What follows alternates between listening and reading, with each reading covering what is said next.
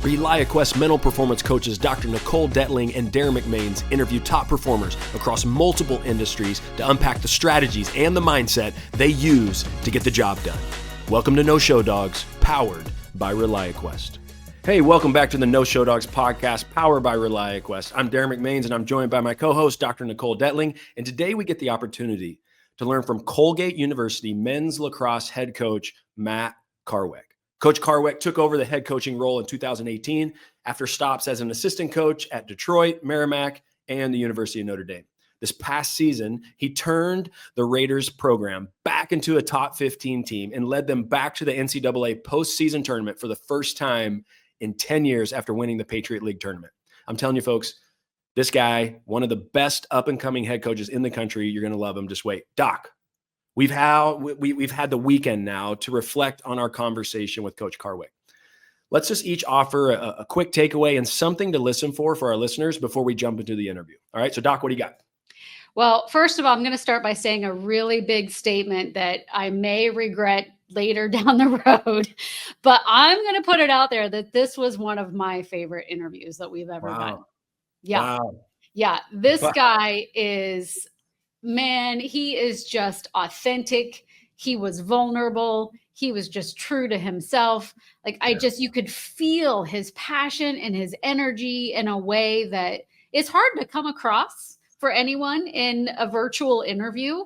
But you could feel it. It was like I was in the room with him and I could feel his emotion. And that's pretty powerful. I think it takes a special person to distill that virtually. And he was a master at doing so.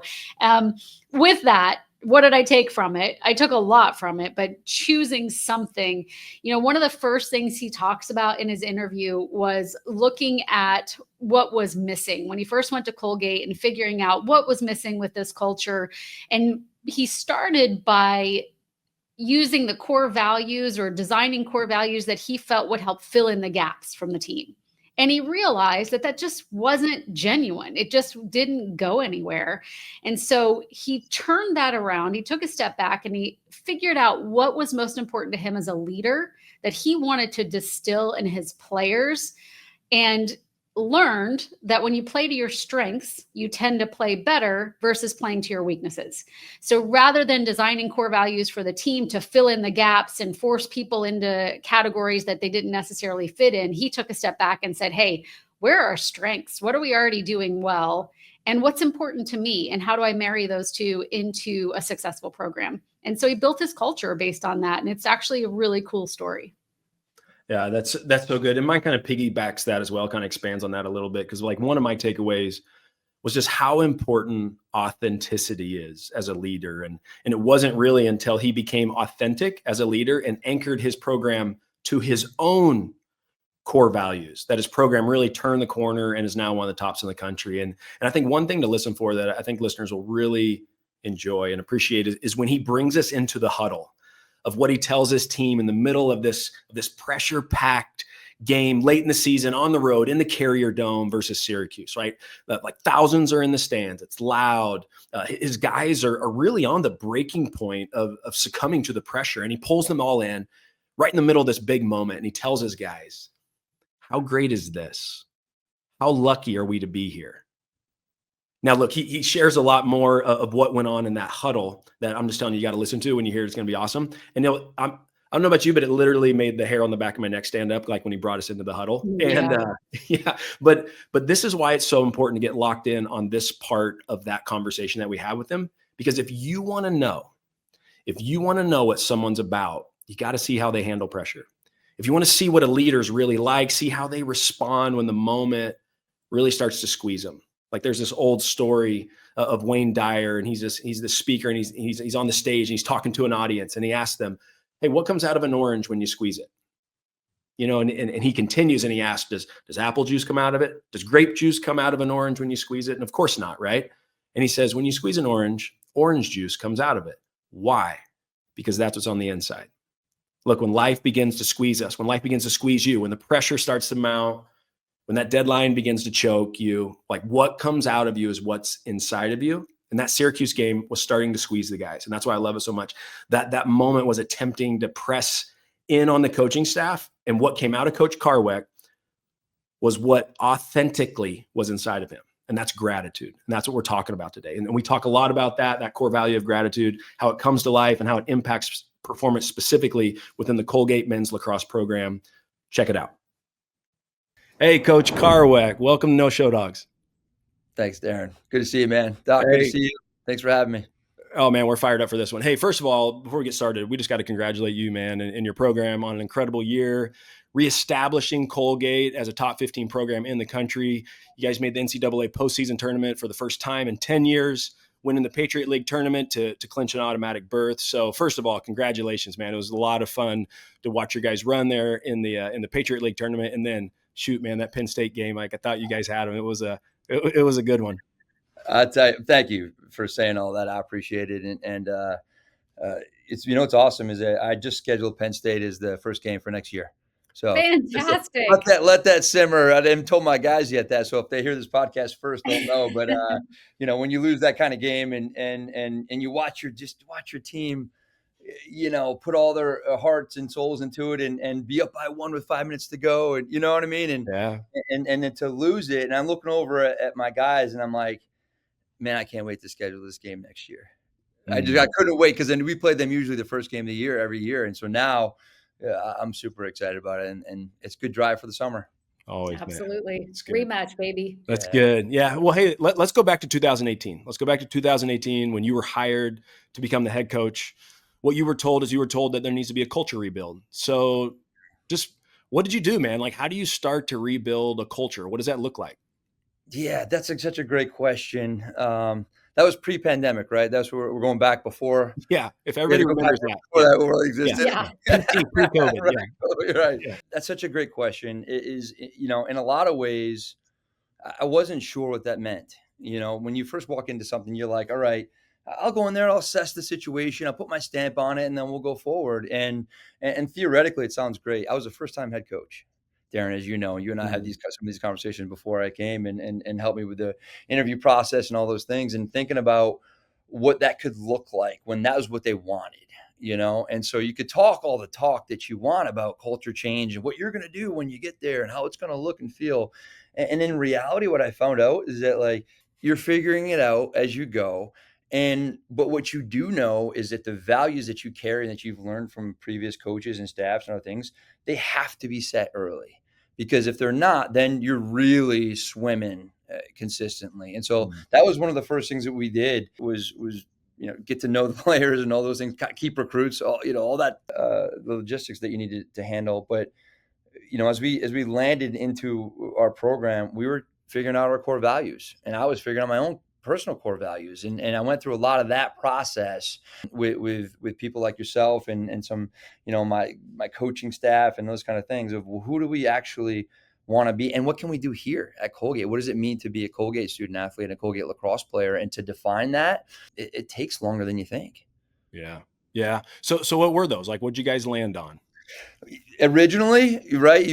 So if anybody that listened to the Kevin Corrigan podcast, about character, culture, and community, that those are, I'm like, well, maybe I should carry those through because I believe in those. I played for Kevin, and I coached for him for 7 years, and I believe in him, and I still do, and he's one of my great mentors and friends, but it just didn't fit. It didn't fit exactly right. All right, you can't just take one thing to go to another, and so we were talking about the competitiveness, and we were in some ways we were looking at the things that we didn't have and trying to fill those gaps, and that was a mistake. Like I didn't think we were competitive, so competitive needed to be something that we needed. We were it was like a 3C thing, a lot like Kevin's right at the time, and so that was the mistake I first made, was trying to figure out what we didn't have and just fill those gaps, but it wasn't authentic to who I was. And so we ran with that for a little while, and it didn't sit, and I wasn't recruiting that way. I wasn't doing a lot of those things. And then, and this is a longer story. You talk about 2018. I mean, we went through a year and a half of lacrosse, essentially, with this competitiveness. We used character as another C. And to be honest with you, 7 years ago, I don't even remember what the last C was at this point, because we got rid of it right away. Right. And so one of the things that after the pandemic had hit, it gave us a really good chance to kind of, okay, that wasn't authentic to me. That wasn't authentic to me as a man who coaches young men. It wasn't authentic to, what I believe in my family, the things that we think about that way. It's not how I wanted to. The competitiveness is great, and that's something I like. That obviously people love that, right? But that wasn't something that was so core value to me that was non-negotiable, for example. Yeah.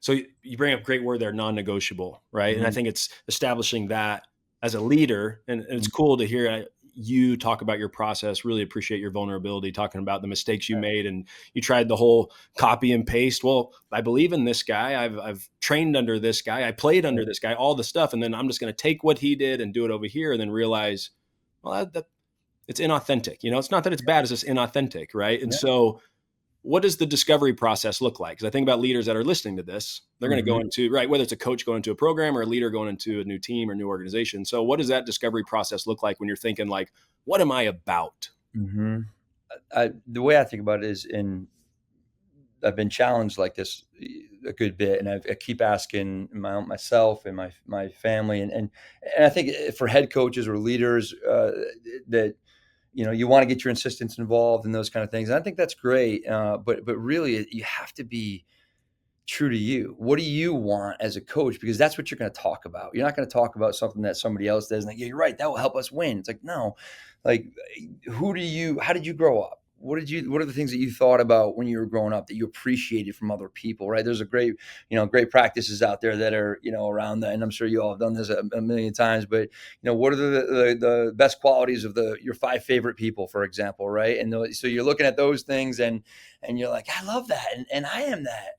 And I want to talk about that more, and does that lead to winning and all these different things? And at the end of the day, the winning part is, as you guys talk a good bit about in a lot of podcasts, it's the process that gets you there. It's the environment that you create that puts you in position to be successful. And success isn't always win-loss columns, right? And that sometimes it's a bounce of the ball in those areas. But are you creating the type of young men that you want to? And in my case, because I coach men, but that's what I want. And so win or loss, I dove deep into my soul about what's important to me as a person, as a father, as a husband, and said, no, these are the things that I want my 3 young boys, or so, I don't have 3. I only have 2 for the record, but like the 3 men in my family, me, myself, and my brother who's super engaged with us, but my 2 young boys to carry with us, and for them to hear those words on a daily basis, because you see our new core values are grit, growth, and gratitude.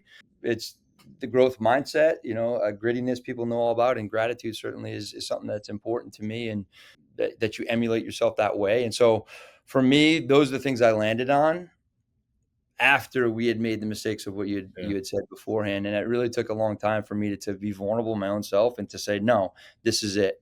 This is what we're going to go with. And now I recruit that way. Right. And if you're not showing those 3 characteristics, you're not coming to Colgate. So this is awesome. And I know DMAC wants to dive in. He's like dying to dive into those 3 pillars that you have now. But I just want to make a point for our listeners, because I think this is really powerful stuff, where you started by trying to fill a need. So you looked at the weaknesses and essentially we're playing not to lose. Like, how could we not be weak in these things anymore?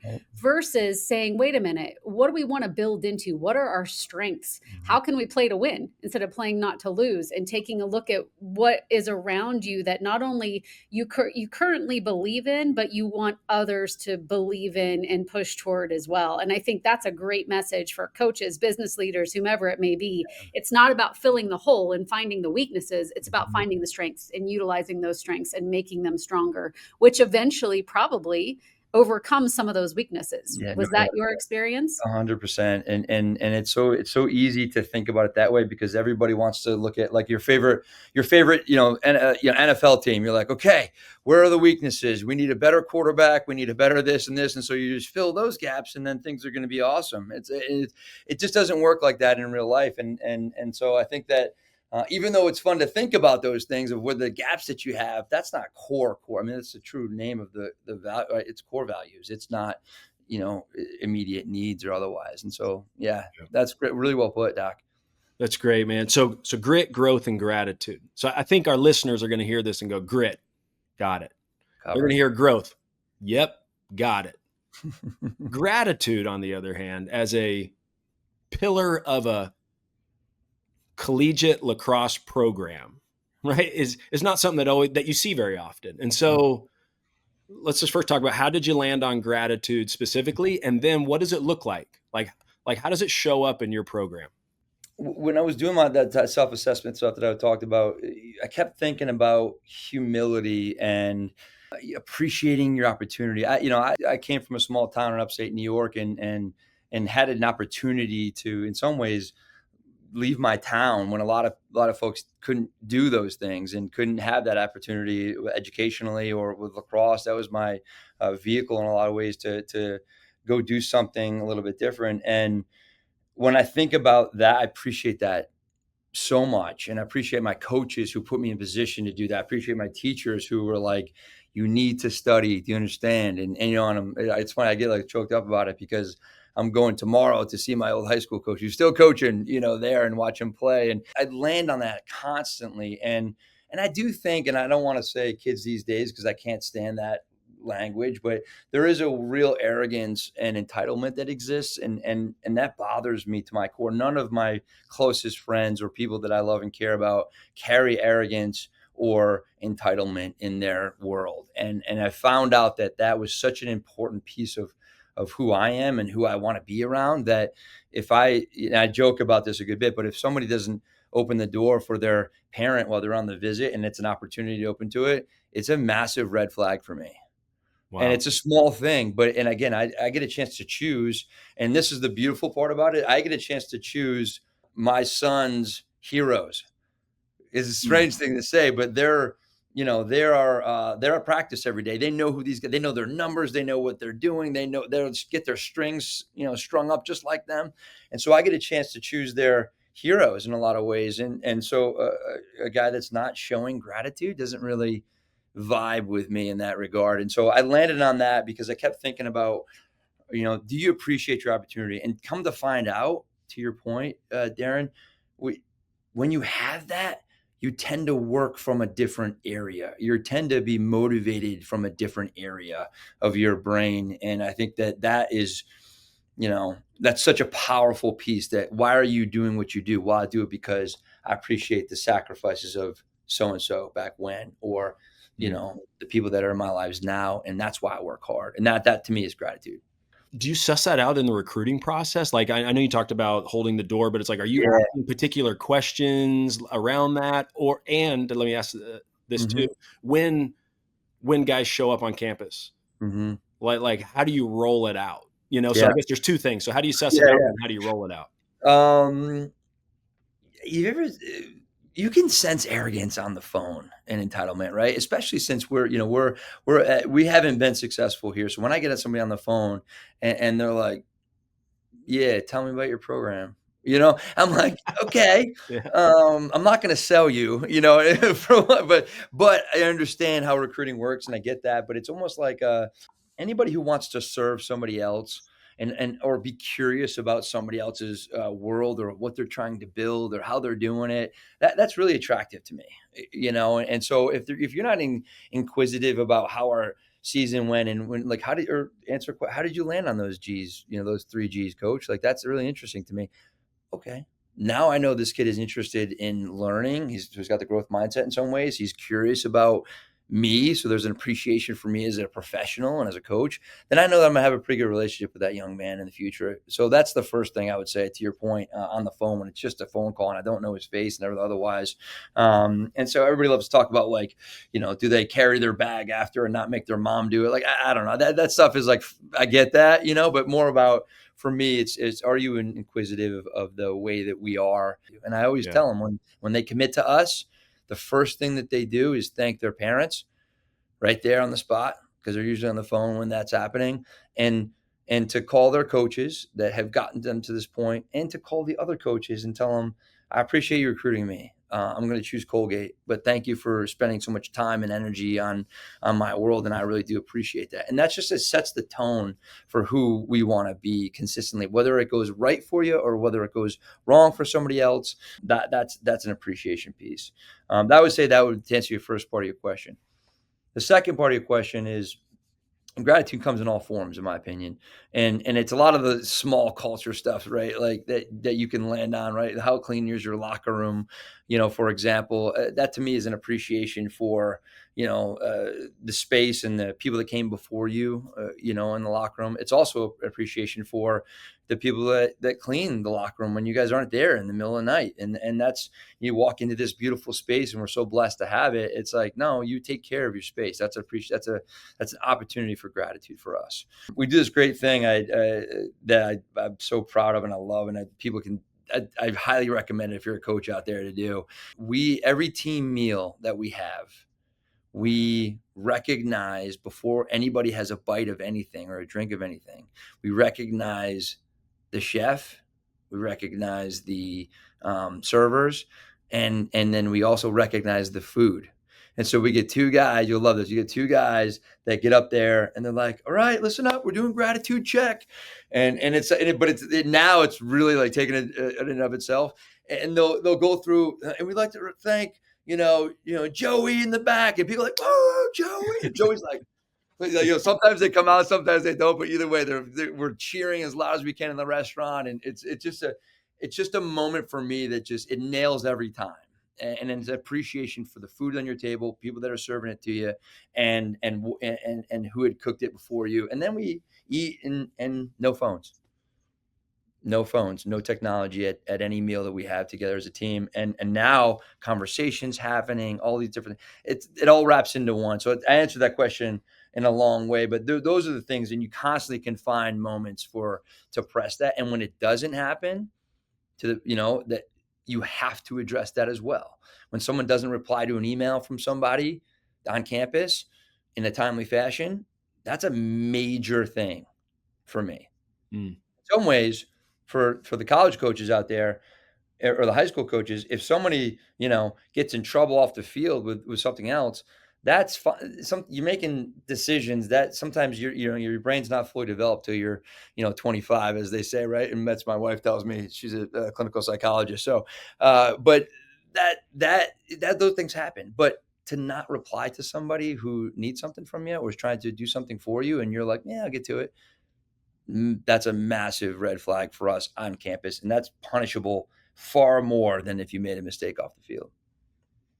Wow. That's amazing. Yeah. So take this to performance then. How have you seen gratitude improve the performance of individual guys on your team? Yeah, that's a great question. I think what you get is you get it in work ethic, as I mentioned beforehand. I think you get in the training piece of it is why are we here? How do you compartmentalize your brain that when you landed, you crossed that threshold of the line between, off the field and on the field. You take a moment to go, I'm here for a reason. And that's a gratitude moment. I think that puts you in the mindset to kind of let everything else go so that you can train as hard as you can train. I think that's helped us with performance, to answer your question in that regard. On game day, we talk about it a lot, and you guys talk about it a ton, which is, the preparation, game day is the performance day, but the preparation that happens on Tuesdays and Wednesdays and that kind of getting into that piece right there and appreciating the work that we've done through the course of the day sets you up for game day, in my opinion. It also keeps you level-headed.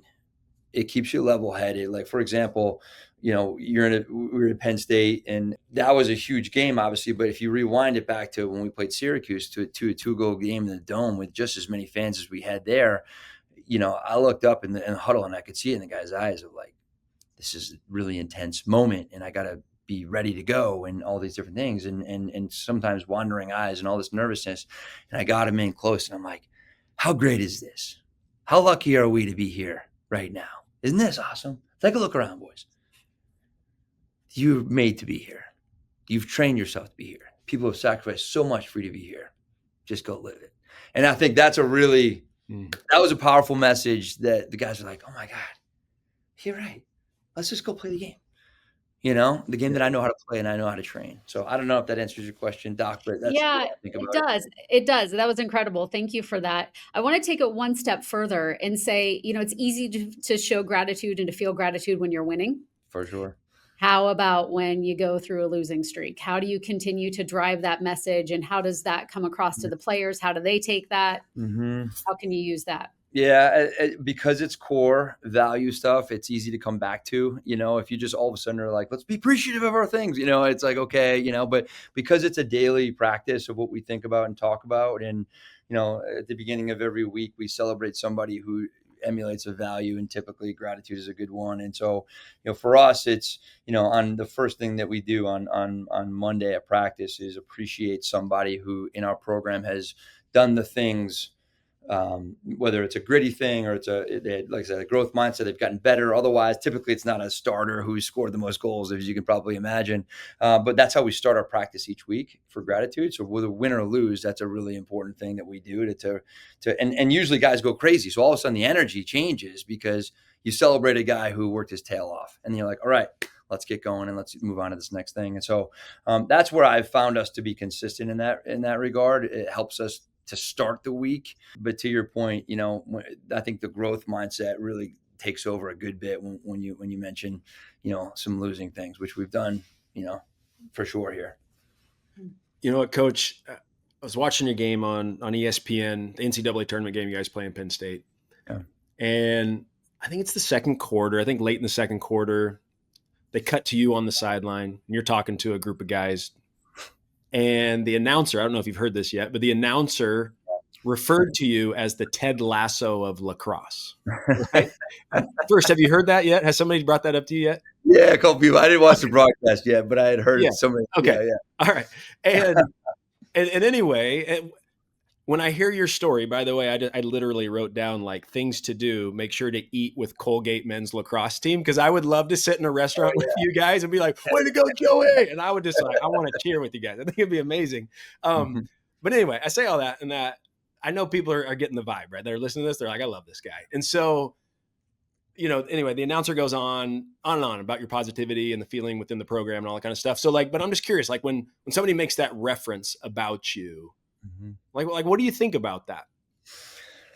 Yeah, the first thing I think is the word believe, right? Because when I talked to that broadcaster, he actually had a sign that said "believe" in the back of his when we were doing the thing, and I admit the first thing I said to him was, "That's an awesome sign, man. I can't wait for the third season coming up."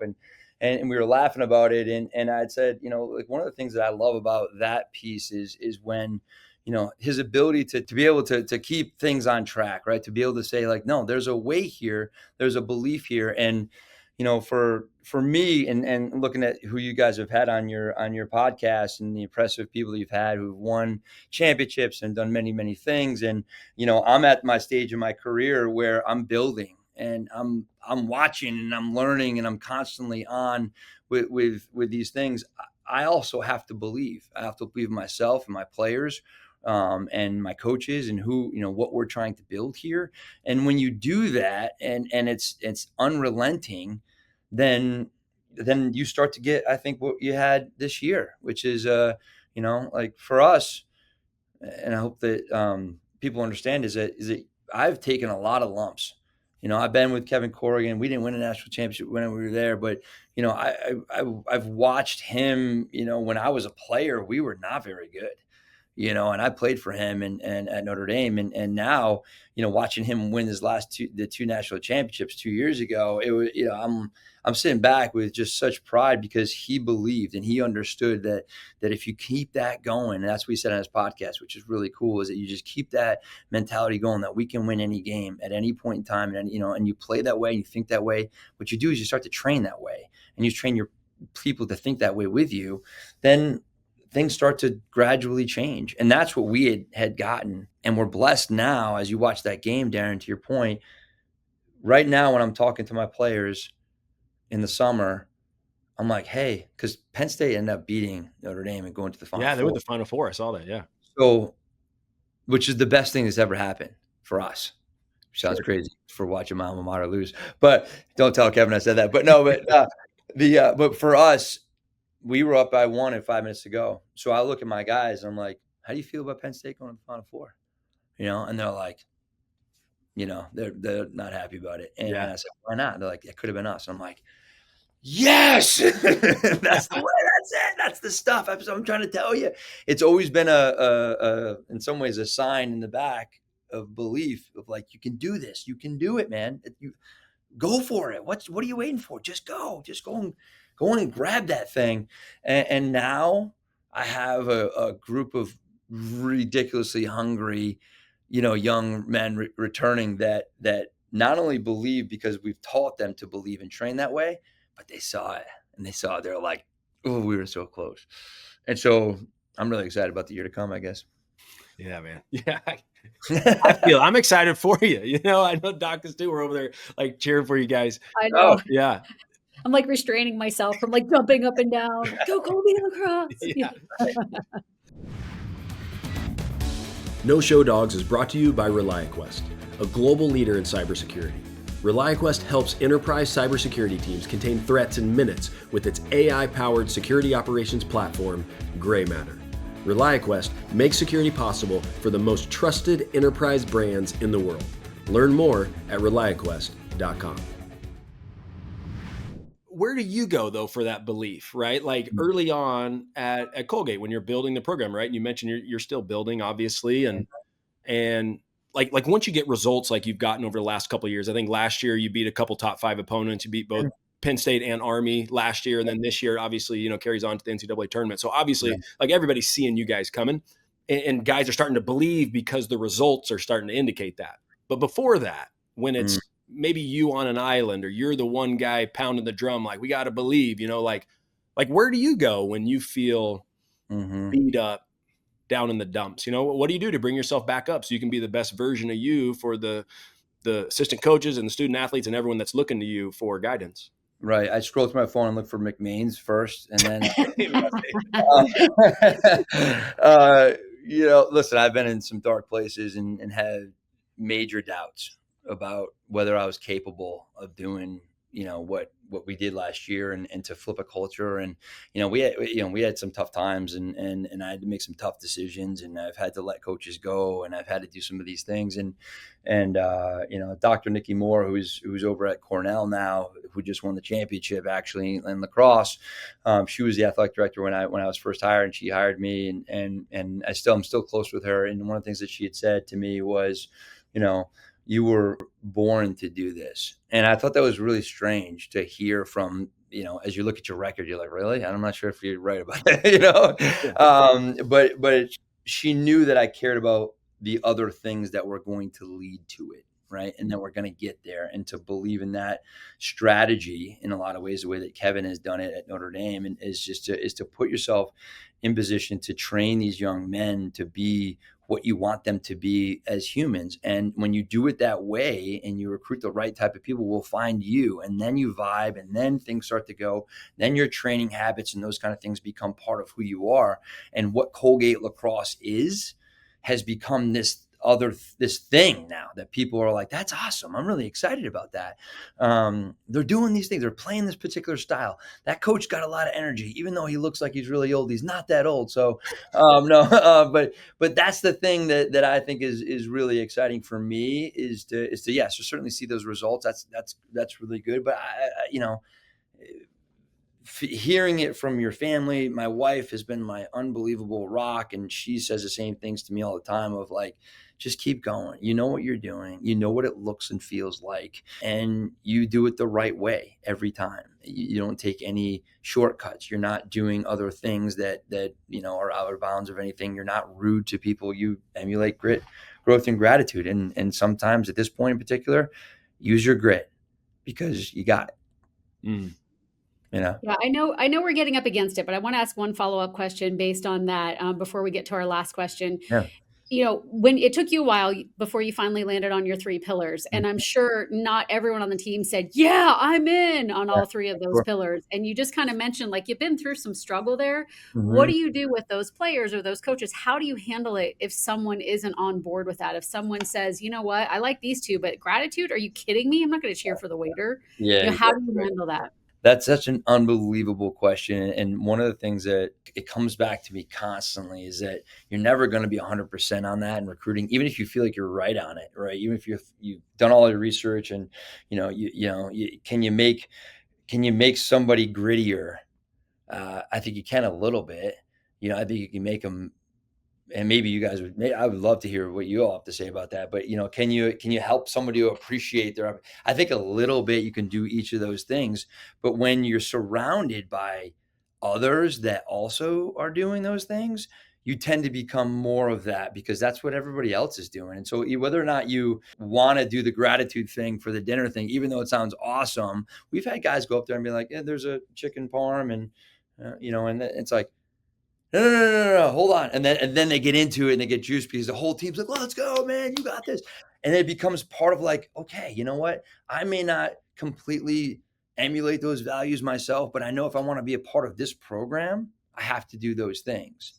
And that's non-negotiable. And so that part, Doc, to be honest with you, has been so hard when you see the opposite is true, when you don't feel gratitude from somebody who's, or the arrogance comes out, or they just don't want to grow because they're a senior and dang it, I don't want to be any better than I am now because I'm pretty dang good. It's like, I hear you, but this is the path of our program. And this is what we've been talking about for a long, long time. And so those are probably the biggest struggles that I've had in the past, I'd say 4 years, like I said, of helping guys understand that that's how we will be. And that's non-negotiable. I mean, I think that's what all great teams, great programs, great companies do. Like this is who we are and this is how we operate here. And if you want to be a part of this place, then this is just what we do. And if you don't, that's okay too. Doesn't make you a bad person, just makes you probably not a good fit. And that's okay. Right. And if you're not a good fit, then you can leave, and I'm happy to help you find your next path. That's okay. Yeah. Yeah. Because it's not good for them either if it's not a good fit. Yeah. Yeah. And it's not, to your point, it's not for everybody. Some people didn't grow up that way. So it's super unnatural for that to happen, to your point, Doc. And I don't think that you can fight that to a particular point until it's just ugly, And so, and I've had some of that, no doubt about it. But at the end of the day, I think that the core of my team has really taken to that. And I think that's where it gets really exciting when everybody is going to be on board. And only the outliers are the ones that will go by, and they'll do the bare minimum, which is okay, but they'll never get to, where I want them to be, I think. So. Sure. You bring up a great point, Karweck, before we get this final question of just, from the beginning of this interview, starting with, almost like I've done this before, this coach did this, so I'm just going to copy and paste and try it over here, realizing that didn't work, then really getting real with yourself, becoming that authentic leader. Right. And I know people that are listening to this are like authenticity is just like screaming through the speakers or YouTube, wherever you're watching this or listening to this app. And I just think of what I hope people don't miss is they hear this and they go, gratitude, that's going to be my pillar, or I'm going to be the grateful leader, or whatever. And I'll share just a quick story, and I won't tell you where I experienced it or what team or what leader, because that's just not cool. Won't do that. But I remember a new leader came on of the place I was at, and first day they join, I get a text message, and the text message read, "I am so grateful you're a part of this team."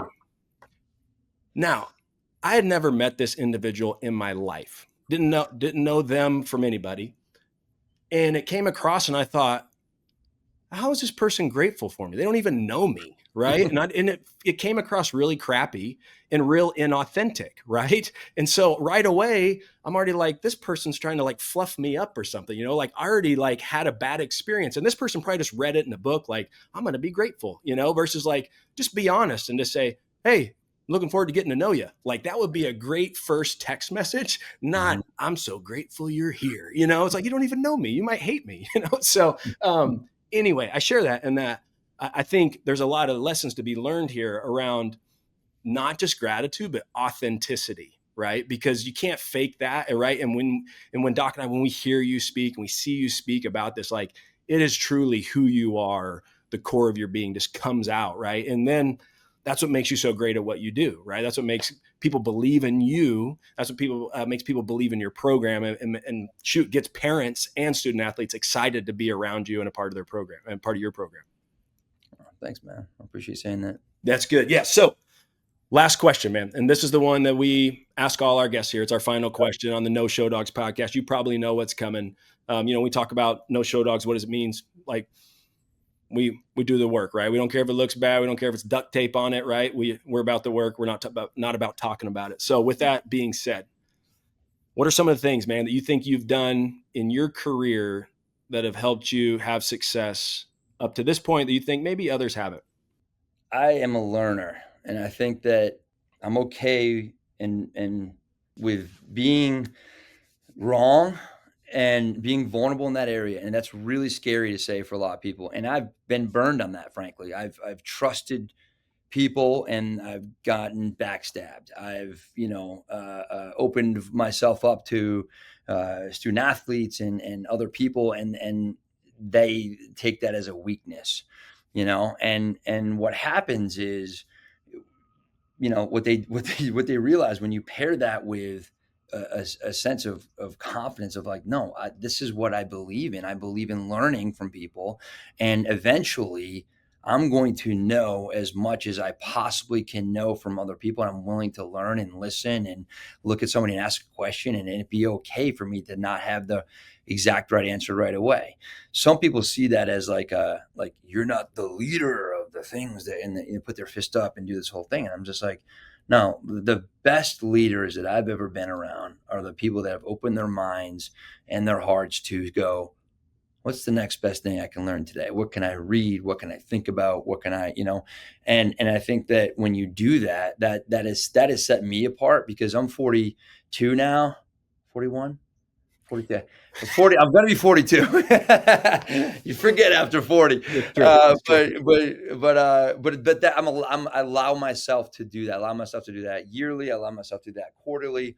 I ask my assistant coaches what they think, but I'm confident in what I want to, but I'm open to that discussion. I think I went through the lumps of people thinking that's a weakness on me and taking advantage of me on that. And that's a bummer, but I've also learned now to be a little bit hardened to know that. So I can be open and vulnerable and listen and learn, but also know that I can add a little flavor so they know that I'm right there with them.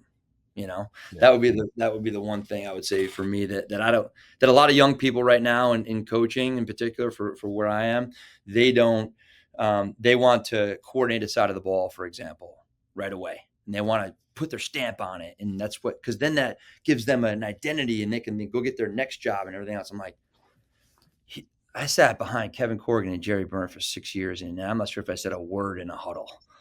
And they're two of the greatest lacrosse coaches that I've ever met. And now I get a chance to do that. And I get a chance, and I'm watching young people do the same thing. I'm like, just sit there and learn, man. Listen and learn. Trust me, you're going to be fine. And now I have, mentors, and I have people that understand that I was willing to learn back then. So now I can still go to them, and I still call them, and I still say, hey, I got this thing. I'm not sure how to deal with that yet. And it doesn't come off as weakness. It comes off as like, that's actually really smart and really strong that you do that, because then you can sort that out quickly. That's awesome. Great, man. That's a good answer. Well, I'll finish with a quick story that made me just think of, and why I'm grateful for you. So my first team I ever worked with, I don't think, Doc, I've told you this, the first team I ever worked with at the University of Notre Dame was Notre Dame Lacrosse. And so I show up in the winter, right? We're there. It's a January practice. We're practicing indoors.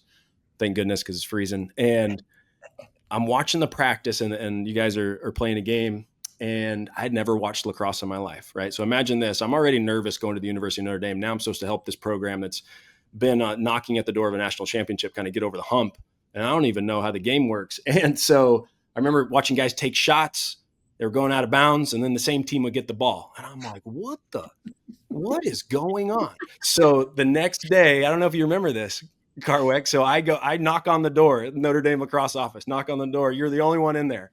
I was happy, because if Corrigan or Byrne was in there, they might have ripped me a new one. And I was like, hey man, I don't know what you're doing today, but can we just watch some film and you just tell me the rules of lacrosse? And you were so gracious, dude. You're like, absolutely, bro. Sit down next to me. And we started watching. We just broke down film. And you're like, the ball goes out of bounds, never closes. I'm all, what? And I'm asking you all these questions. And you spent like a good 2 hours with me that day, just like breaking down everything of a guy that I had no idea what was going on. So I'm just so grateful for you for taking the time to help me understand what I think now is like the greatest game. Our family loves it, but I just want to say thank you for that. And I was just so appreciative because I felt like a fool going in there, and you gave me your time. And so I appreciate that.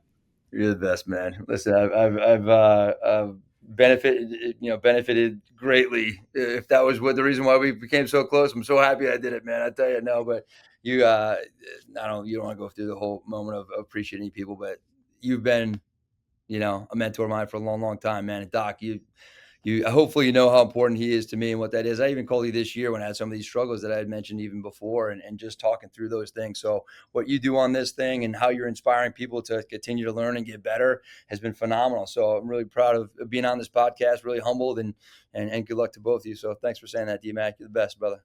Appreciate you, man. Yeah. All the best. And for those of you out there that are, tuned in, go ahead and subscribe. Today's great to do that. And Coach Karweck, all the best to you. I guarantee you from this, you will have a bunch of new Colgate Lacrosse fans rooting you guys on next year. Best of luck, man. Love it. Thanks, Doc.